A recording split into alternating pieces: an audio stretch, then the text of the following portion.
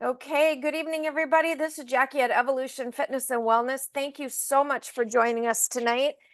I am supremely excited and honored to have Janet Horton joining me this evening. Janet and I met several years back, some years back. We'll just leave it at some years back, Yeah. when we were both employed with the Art Institute of Houston.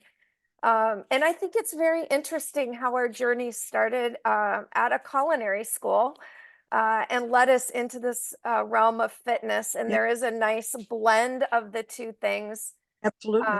together. So it's been great to be back in touch with you in this fitness Absolutely. realm outside of the, Everything you said, COVID. yeah, right, right. So thank you so much, Janet, for giving your time tonight.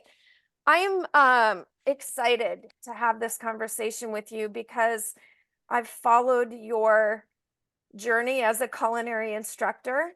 And now kind of this new journey that you're on. But I'd Hmm. like to start by just asking you to tell everybody here with us tonight a little bit about you and a little bit about your background. Yeah. Um, I'm one of these people, as Jackie is, you get into something and you really get into it.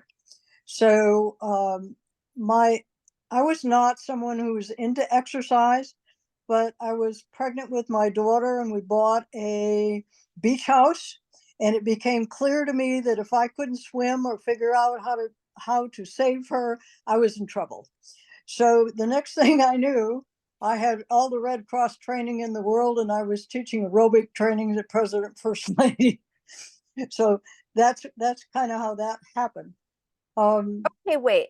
You were teaching aerobic training to the president and first lady? the President First Lady Health Club. It's Oh, now okay. I was like, defunct. wait. No. It's defunct now, but it was a big deal then. I remember I was actually a member of the President's Health Club in Dallas when I Yeah. was 18 years old and pregnant with my first kid. Yep. Yeah. Yep. Yeah. So that's how it started. And then after I got divorced and had more time of my own, I spent my summer vacations going to Venice Beach and working out with Olympic weightlifters and taking training. And I did that every summer. And one of the things that came up in that, Jackie and I were talking about the diet trends and all the stuff that people get into as shortcuts to, instead of working out, they think this would help. And and at that time, uh, taking this red liquid protein drink was really in, and it was supposed to solve all this so you could work out less and be healthier. Of course, that didn't work. And so I told my trainer at Venice Beach, I said, I'm having real trouble getting stronger in my stomach. I've still got this flabby stomach. And she looked me straight in the eye and she said, push away from the table.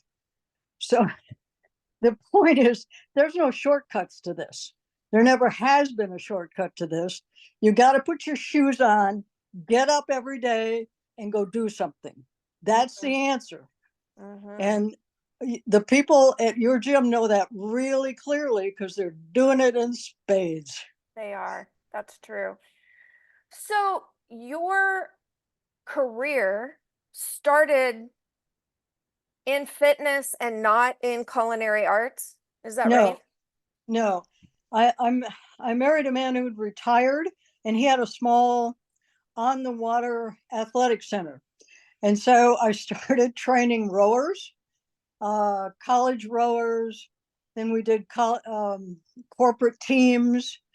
And when my husband finally looked up one day and he said, I'm tired of working, he was 17 years older than I was.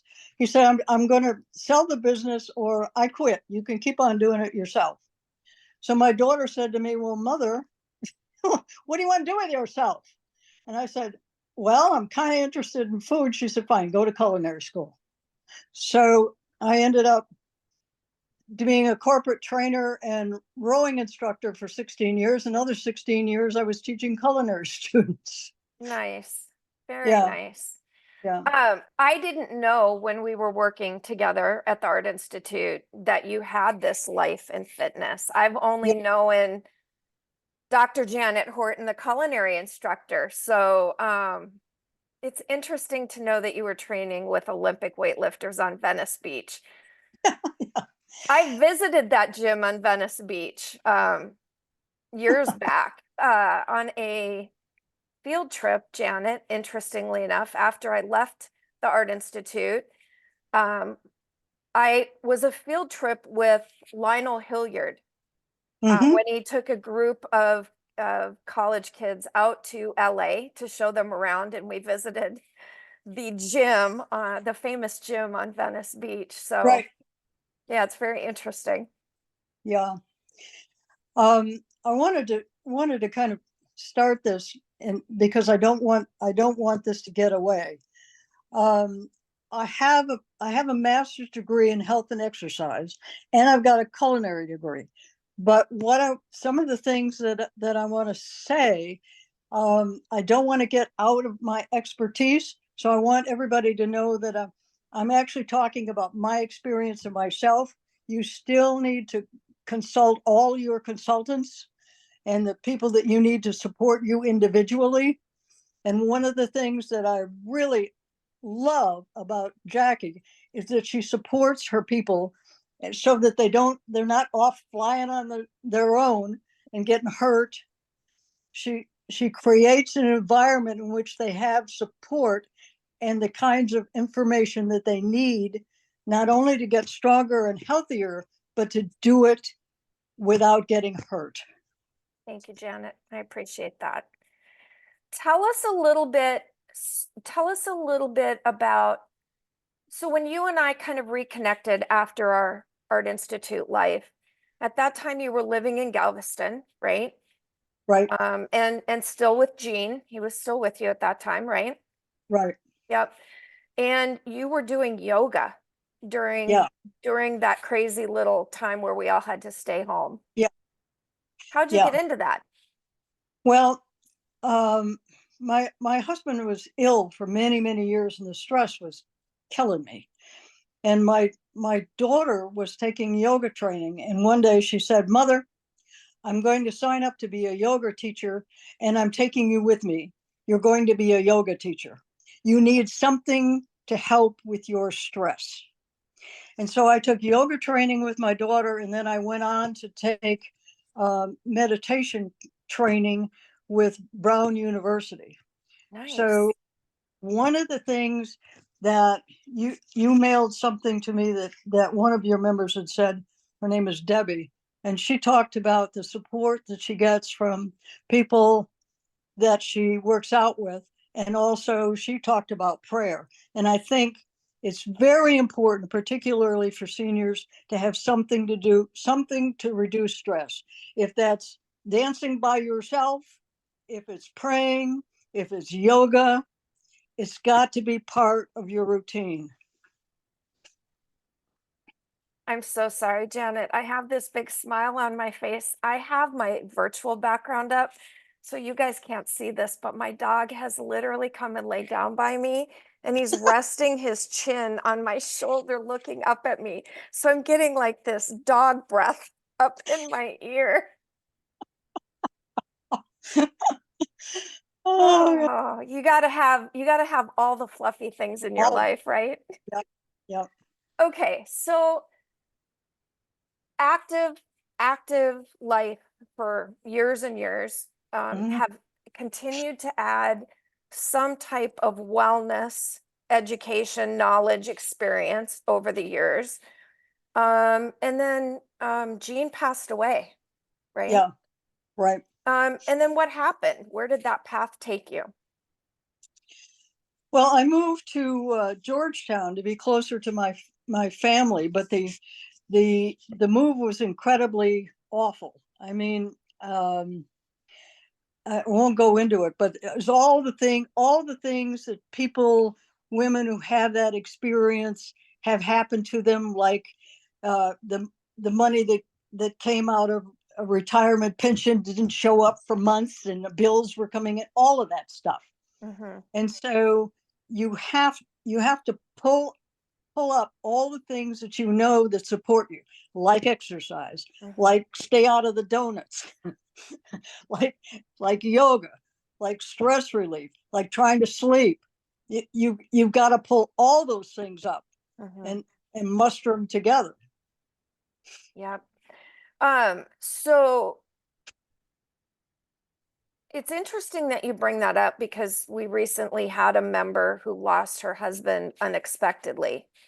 Mhm. And she has constantly reached out to us and said, you know, you guys have been so helpful and so supportive. I love my EFW family. Um, but I think it's difficult, right? Like to Yeah, juggle the financial stress and just the personal like navigating everything that comes with a loss of that magnitude, right? right. So once the initial sh- I'm going to call it shock, but once the initial Mm, process that you go through of losing a spouse that you've been with for a while, um, yeah, how did you find that routine again? Like, how did you drag yourself into that routine of this is life yeah. post Gene? Well, I knew that it gets back to put your shoes on every day and do something physical. You have got to do it. We hear all the time about people who break a hip or they get really sick with something, and then they go downhill at my age really, really fast. Hmm. And it happens really, really fast. So you have to stay on top of it as much as you can, even when you don't want to. And that's when all of those support people come in. So you've got to find your support. You got to find a base of other people who are doing the things that you're doing, and hang on to their hand. Hmm. Show Hmm. up, Well, even when you how did you make that happen in a new city where, I mean, obviously you had your family, but did you have people that you knew in that area? Is that why you picked moving where you moved, or? no. But Sun City, which is where I am, my older daughter was living in Sun City, and my other one was close. So I picked this. But Sun City is what's around me. There are 5 gyms around me. There's one that's a block and a half. There's no excuse. I can walk to it. There are 3 golf courses. There's lots of trails for hiking. There's lots of people hiking and doing things. And so I was not, I wanted to be someplace that I wasn't secluded, that I would, go back to bed. Mm-hmm. Gotcha. So tell me a little bit about now. It's been how long since Gene passed? He passed in 21, Okay. so then all that long.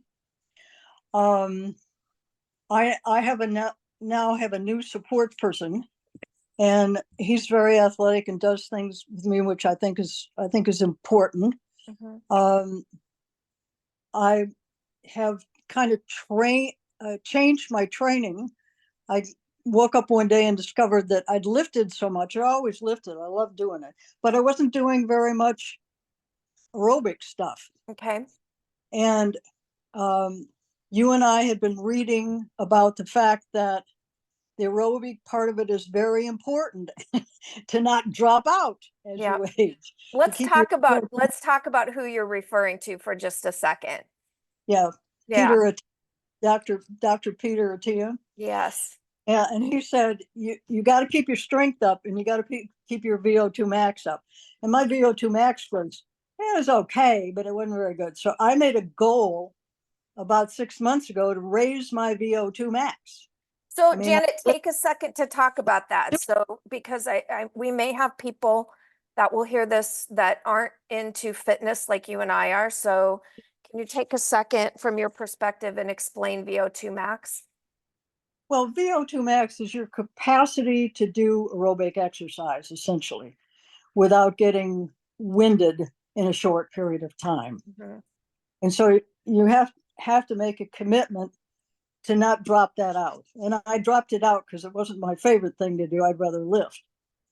And so I made this commitment to improve my breathing ability, essentially. Mhm. And I've not had it trained. I've not had it checked at a cardiologist yet, but I've used some of the ways in which you can kind of guess where you are, and I've actually improved it quite a bit in 6 months. So Um, are you using a specific tracking advice for that, like your Fitbit or Apple Watch? Or I use a yeah, Whoop strap to yeah. track mine. I'm using my Apple Watch, and I don't think it's the most high quality way to figure it out exactly, Yeah. but it gives me an idea, and that's good enough because I just wanted to know that I was making some progress. Which brings up another point, Jackie. You don't have to use apps, but it's kind of fun to track your own fitness, whether you're tracking your diet, whether you're tracking your how many steps I took or how far I pedaled a bike. The apps are fun and they kind of keep you motivated. Mhm. You wake up and you say, "Oh, my watch is looking at me. I guess I got to get on the bike." Yep. Yep. So it's interesting on that point because, you know, I know a lot of people that don't like technology, and it can almost, I think, get to the point also where we can get so addicted to using some of those things Yeah, that it can actually go the other way. yeah. And I'll explain that point in just a second. But I'm curious, have you always been a tracker? Like, did you track Yeah, it's my your thing. food? Did you track? Yeah, Yeah, kind of your thing for a long time. one of those. Yeah, Yeah. Yeah. but here's the thing. It helps if you remind yourself, why am I doing this? And we were just talking about Peter Attia, and he said, well, what do you want to do? What is your goal here? Do in 20 years from now, do you want to be able to take a vacation and put your bag in the overhead compartment? Do you want to be able to walk your dog without falling down? You want to be able to carry your groceries into the house up from the car yourself? What is your Hmm. goal here? Hmm. You know, keep it in your mind. So, did you have an idea as Gene started, you know, kind of going into that decline and ultimately him passing? Did Yeah. you kind of have, since you mentioned there was such a age difference between you, did you kind of have in your mind's eye, this is the next thing for me? Like, I have these goals that I want to be able to do this. And what were they, if you're open to sharing?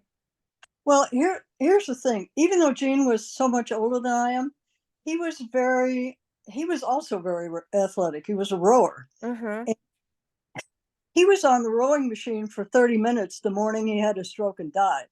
Oh, So, wow. um, he didn't quit even then. Mm-hmm. And he would say to me, you know, and I don't want you to quit. You need to stay on track. And so I always knew that I would fall apart if I went back to bed and allowed myself to stay there. Mm-hmm. That I had to get up, find friends, stay active, get outside, take a hike. Being outside was the biggest meditation and medication for me. So I have two questions on that note. So number one, I believe you have said that hiking was not something that you were doing when you lived in the Galveston area, that that's something that you've just kind of started. Yep. Number one. Number two, how do you get past the nice Texas sun hiking in the summer and being outside? Well, sunscreen, and hats. I mean, I stay covered up. But of course, a lot of the hiking around where I am, I'm surrounded by gobs of trees. So actually playing golf is miserable in the summer. And we do it sometimes. But hiking is not so bad because I can hike in the woods. Gotcha. Gotcha. So a little bit of a reprieve from the direct sun. Yeah. Tell me what an average day looks like. You get up in the morning. What's a Yeah. day for you? We get up between 5:30 and 6. I pack a like a picnic basket. We're on the golf course by 8 o'clock. I don't golf. Scott golf, so I put my rucksack on my back and I track the balls for him, and I walk the golf course with a rucksack on my back. So I hike, and then we come back and change clothes into shorts and go to the gym. We do at least 30 minutes of aerobic exercise and at least 30 minutes of lifting, and then we go home and eat, and we're done for the day. But that's what it normally looks like. Yeah. What's a Some days, rucksack? um, rucksack is nothing more than hiking with a backpack on your back that has some weight in it. And I don't put a lot of weight in it, but I found out that it does increase my strength, my aerobic fitness, Mm-hmm. if I walk with some weight on me. Mm-hmm. So I usually do that. So are you just using a regular backpack or did you go all in and get one of those really cool rucking vests? Well, I finally got a rucking bag because I'm not very tall and I'm not very big, and so so if I needed to be able to carry the weight a little higher on my back, it was hurting me, staying as Mm-hmm. low as it does in a regular backpack. Yep. Yep. I don't know if you're familiar. I have a friend and colleague who trains out in California. His name is Robert Linkle. Mm-hmm. And Rob has trainingtheolderadult.com, and he puts out amazing content that supports us active agers. And he's pretty passionate about talking about some things that you've already also mentioned. Number one, we have to do some kind of lifting, load bearing. And I'm going to come back to that because you and I also had a discussion about what you see in the gym. So Yeah, remind me to come back to that. So we please. have to be lifting for strength and also to keep our bones hard Yep. and dense. He talks about cardio capacity, and he, in the last, since COVID, actually, really got into rucking as well. Um, Mm-hmm. and and I love Rob. He's a pal of mine, but I am not so into that I'm going to do what he does. Sometimes he's up at Yeah. 2:30, 3 o'clock in the No, morning with his yeah. rucksack on, and he's got all of his gear on, and he's dragging some kind of sled behind him, and he'll Mm, go for like 3 hours. I'm like, buddy, I love you, but that's I'm not not me. I'm not that into it either. No, that's Um, not me. Thank you for bringing up what you just said, yeah. Jackie, because, and I had this experience myself this week. Um, I overtrained my left bicep, and so I saw my doctor this week, and he's great because I can say to him, "Okay, I don't want to be in here again. So tell me exactly which muscle I hurt and exactly how to modify this exercise so that I won't do this again." And he loves it because he doesn't get a chance to talk like that to most people. Right. So we went through that whole thing, and he said something about, "Well, start out with 2 pound weights," and I went, "Okay, buddy, you know, you you have to start out where you need to start out." Mhm. But I think, and this is my opinion now, this is why I said I want to don't want to tell people what to do, but you have to continue to build. And some seniors think, oh, well, the doctor told them not to start out with 2 pound weights. So they're lifting the same 2 pound weights that they've been lifting a year and a half ago. And then they're wondering why they're not making any progress.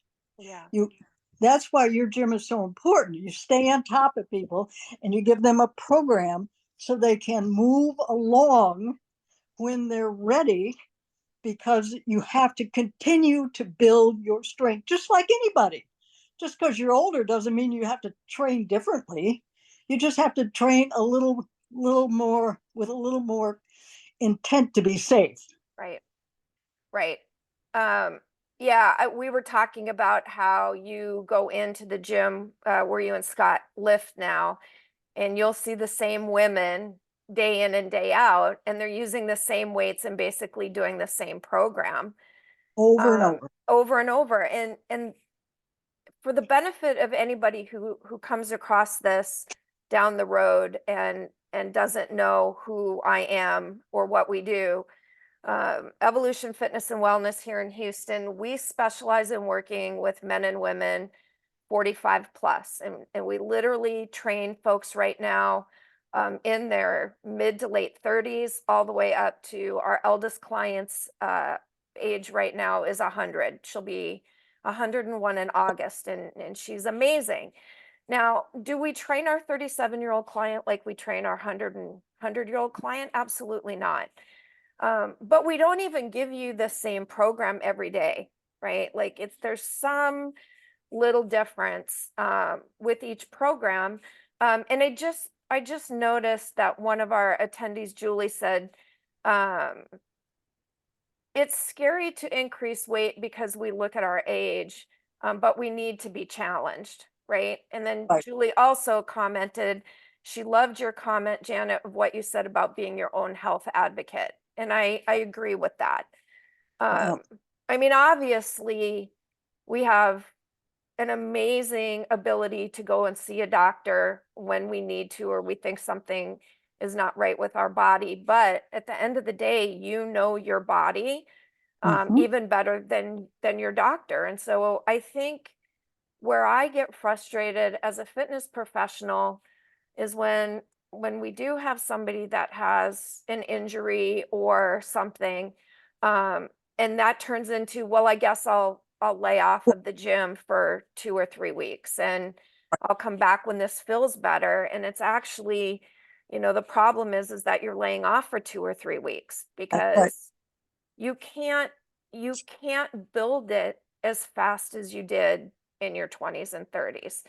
And Right. so I'm guessing that for you, because you've had a lifetime of lifting, you're probably experiencing some of that. So when you strained your bicep, I'm guessing that was a little frustrating.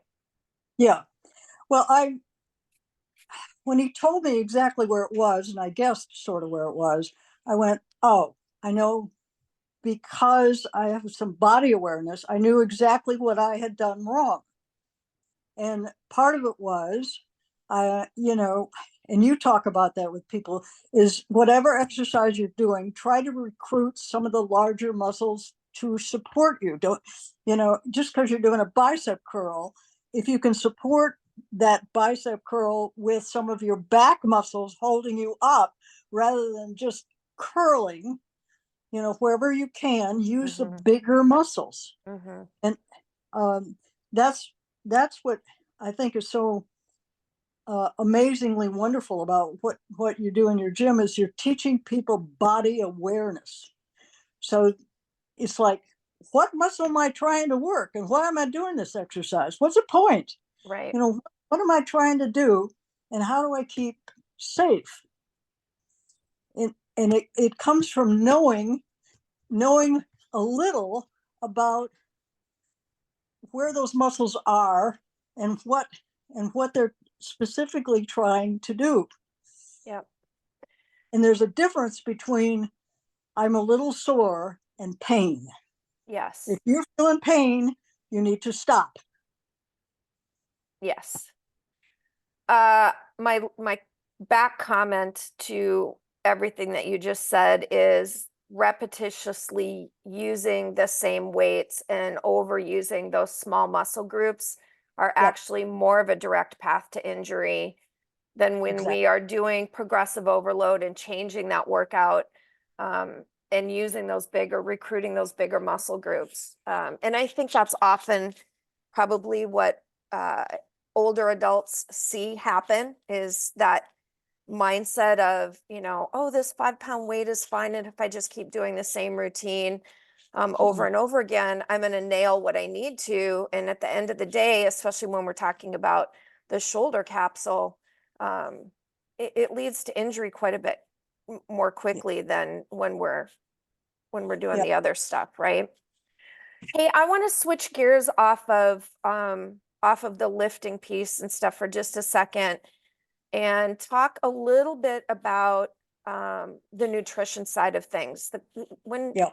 when we were spending time together during the pandemic, we had conversations about the simplicity of eating and how it can be uncomplicated and still be tasty and meeting our nutritional needs, right? So you're leading a very active lifestyle right now. Tell me a Yeah. little bit about your personal approach to making sure that you're getting all of the macronutrients that you need. Yeah. I'm glad you switched to that. To begin with, uh, when I make a meal for us, it always includes a salad with whatever we got, because that's a lot of fiber.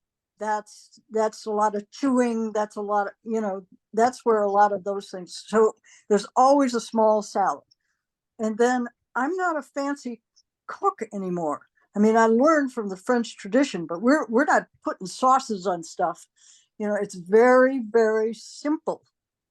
So there's a little protein, there's a little vegetable. It's not overcooked. It's very, very simple.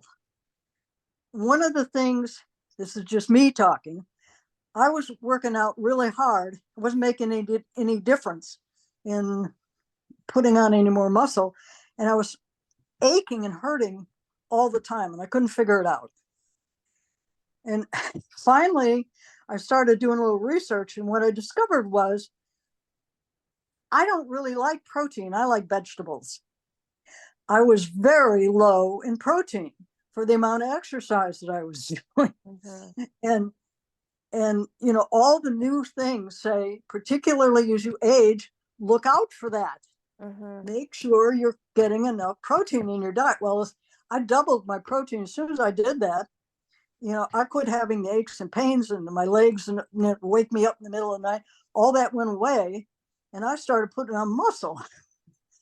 So, you know, if you need to see a dietitian to help you, whatever you need to do, but watch your nutrition. And we can't eat the amount of food that we used to eat. So probably 4 or 5 cookies in that diet that you're eating during the day is taking the place of something that could be a little better. right. Yeah, great point. Um, so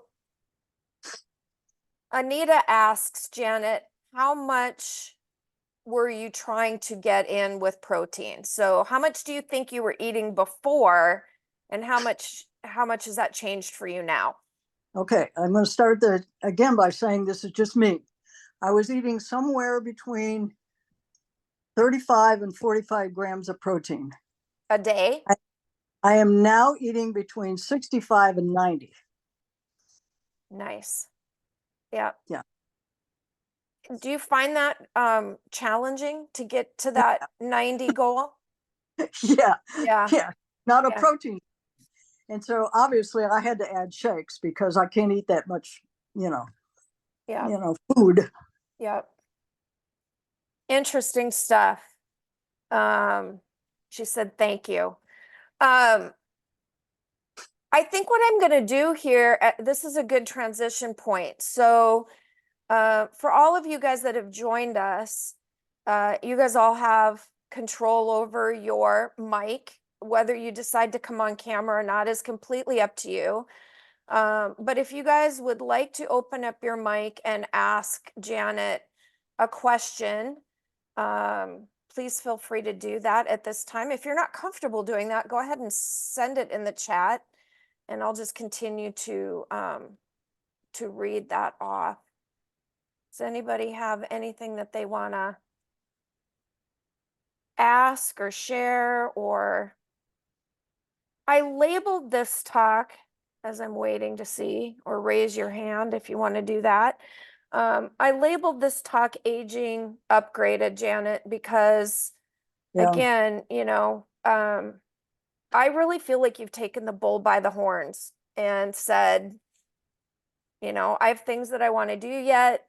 I have goals I want to accomplish, and I'm going after them. And I think it's very easy for us as we get older to sit back and say, I can't make changes. This is the life that these are the cards that I've been dealt, and I just have to play them. Mhm. And I disagree with that. Uh, you know, Yeah. I don't know I how think, you feel about that, but yeah, I think you have to, we've been talking about goals, but I think you have to have something that interests you, something that you want to do yet in your life, whether it's a vacation or, whatever it is that you want to do. But you've still got to have, you still got to be looking at the future. You can't be like, oh, I'm here, you know, I've because arrived. yeah, you're still here, which means there's still a piece in front of you, however long it is. Yeah, yeah, for sure. I don't see anybody, any questions from anybody out there? Going once, going twice. No. Okay. Any parting thoughts that you have, or any wisdom that you want to share with us before we conclude? Well,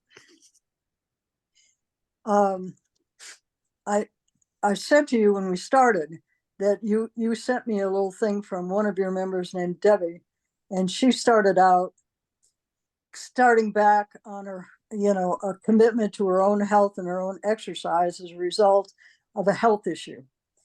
And she started out slowly, and she started it with friends. She started it with doing something in the way of No exercise. delay anywhere on She here. used, Nope. she used, whoops, you there? Yep, I'm here. Yeah. She used prayer, in her case, prayer, to help her with her stress. And she got a terrific review from her doctor, which is no surprise here. She's took all those and she changed her diet. She quit eating all the highly processed food and the stuff we shouldn't eat too much of. And she began to look forward to the next day of her life Hmm. every day. That's what it takes. I mean, she nailed it. Yeah, it's interesting when Debbie first when I first met her, she was yes, Wayne, I definitely will. Her mom was aging and living with her, and starting to deal with dementia. Her sister was ailing as well. Lots of stress, because her mom, I believe, was living with her at the time. And, when you have some of those advanced cognitive issues, it can really lead to anger. And I think dementia is more on the anger side of things than the Alzheimer's is. But Debbie she was like, it's so challenging to go home and be with somebody that you love who is angry and upset with you. And they don't mean to be, that's part of the Yeah. disease, right? Yeah. And she said, I need an outlet. And that's when she started coming to EFW. And she was one of those clients that picked her time slot, and that was her slot. I love it when you commit to your time and then everything else goes around that. Like, this is my commitment to my self-care, and my other appointments and my other things in life are gonna just have to to wait or come after or before or whatever. And Debbie's that lady for sure. And so she obviously got to know her session mates at that time, and they've become a very tight knit group. and support each other in all the ways that she described in the newsletter I wrote. So we were so thrilled when she came in with a very big smile on her face saying, I met with my doctor who gave me an insanely healthy stamp of approval. Mhm. And I mean, like, there's nothing better than going to the doctor and getting the stamp of approval, right? Exactly. So Exactly. Wayne's question was, can you speak to how to let's see, can you speak to how increased weight with osteoporosis? You may not deal with it, but do you have suggestions?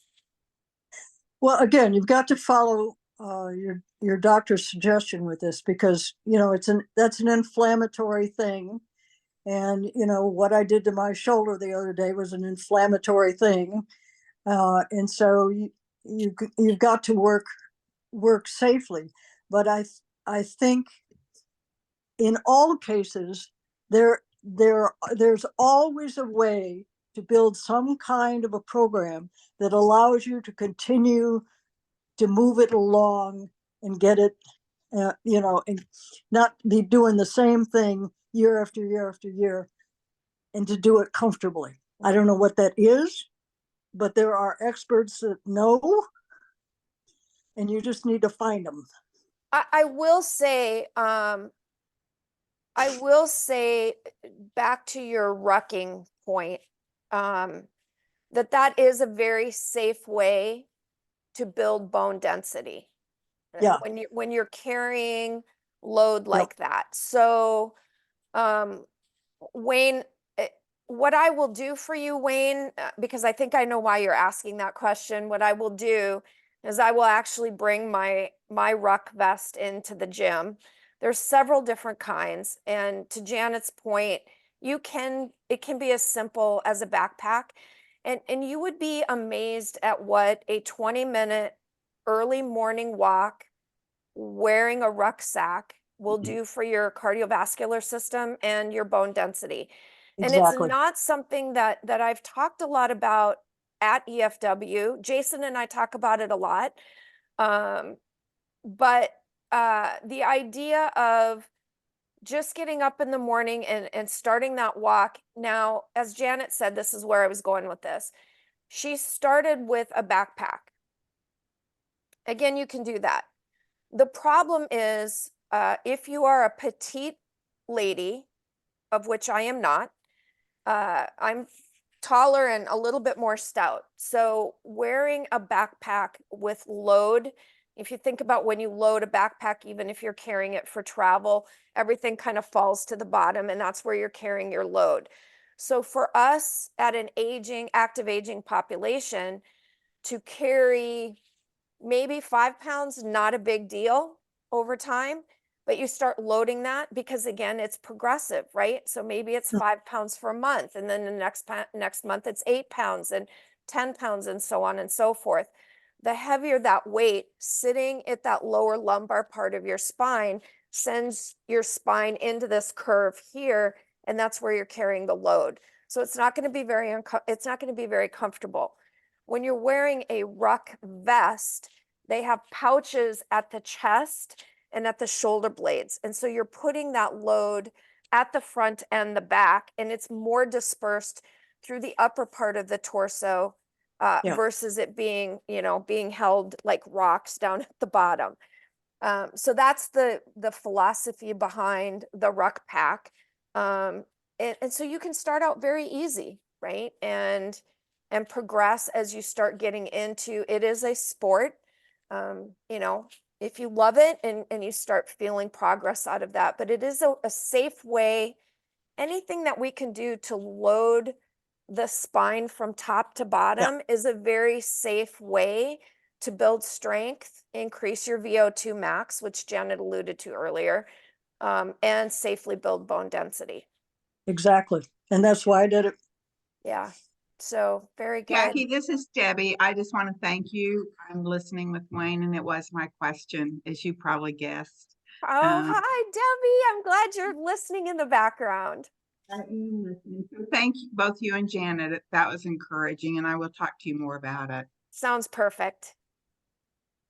All right. Anybody else? Comments, questions, suggestions? No? The only other thing I would add Mm-hmm. is I found as I got stronger and as I got more fit, given my age, that my doctors, well-meaning, would some of them prescribed medication for me that I had to force them to do tests to find out I really didn't need, because they would say, well, you're 76, so you ought to be on this drug. I don't think so. So you need to be your own health advocate. You need to let them know specifically that you're working out. And when you say I'm working out, they're going to think, well, you take those 2-pound weights and you know, move them around a little bit. No, that's not what I'm doing. I'm doing full body pull-ups. I'm leg pressing 3 times my weight. You got that now? So you need to let them know so they can support you. Okay, good idea. Great advice. Great advice. All right, you guys. Well, if y'all don't have anything else, I am going to wrap this up and let Janet get on with her amazing evening. I'm so excited that we got to do this. I really appreciate you sharing your journey with us. It's just been so nice to be able to have that colleague from back in our AI days and just keep carrying that relationship forward. So I really appreciate it. Would you please, I know there's going to be a few people in here that are going to say, you know, there's some little thing that somebody said that I'm going to make this change to my life, and I really want to know about it. Yeah. So let Jackie know what it is so that you can be supported in it. And I would really like to know what it is. I think somebody asked me, yes, there was a question in here. Janet, do you have a newsletter? Not anymore. I finally retired from all work I was doing last May. And so, you know, I've retired about 25 times, but this time I actually did retire. So, Okay, Janet, so here, this is how I'm going to solve this, okay? I would love to invite you because I try to do a regular newsletter, which you're a subscriber to. I would love it if, you know, at some point in the future, if you would like to, if you have something that you stumble across that you would like to contribute for the good of the group, I would be happy to have you be a guest submitter on my newsletter. oh, that So would be, no thank pressure, but if there's something that's just blazing in your head that you think you'd like to share with everybody, oh, Debbie said yes, we can call it Janet's Corner. there you go. So we'd love to have you join us. I don't think you can see the comments, Janet, but we've had lots of thank yous. Really enjoyed this time this evening. And would we consider doing another webinar in the future? So Yeah. yes. The only thing I would say is age is just a number and it's just in your head. You need to have the same goals and the same motivations that you had when you were 30. Don't stop. Don't stop. I You agree stop, with that. trust. I agree with that. All right, Janet. Hi to Scott. You guys have a glorious rest of your evening and we'll be in Thank touch you. very soon, okay? All righty. All right. Bye Thanks, bye. everybody.